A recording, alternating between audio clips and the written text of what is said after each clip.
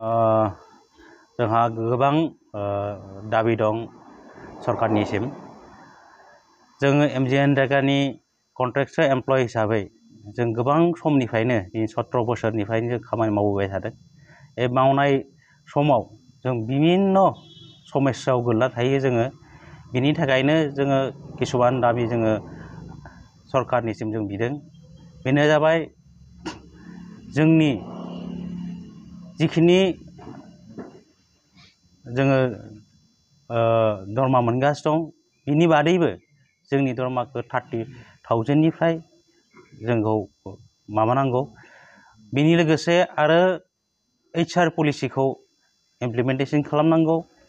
आरो लोगोआव जोंनि जिथु 60 बोसोरसिम जोंनि साख्रिनि बैसोखौ बेसिम लांनांगौ।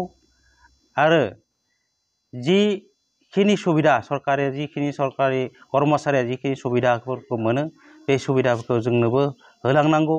खारन जोंबो बाखि जिखिनि कर्मचारिया सरकारनि आन्दाराव मावबाय थादों जिखुनु खामानियानो जाया मानो सरकारनि जिखिनि खामानिखौनो बे जोंनि MGNरेगानि एमप्लयफ्रा मावबाय थादों।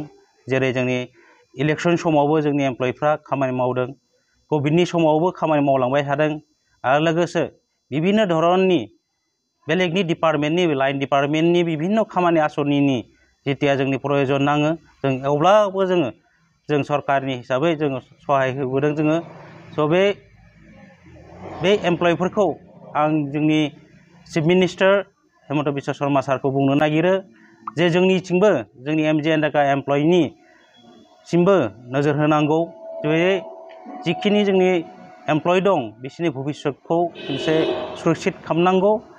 आरो जोंहा बहुत बैसो जालांबाय, बहुत एमप्लयफ्रानो बहुत बैसो जालांबाय। दिनै जों बहुत उसुबिदायाव गोलैबाय दं। खारन जोंनि सोलिनो थाखाय जोंनि जिखिनि जोंनो रांखान्थि नांगौ बे रांखान्थिया जिखिनि सरकारा जोंनो होबोदों बे जोंनाव थोला।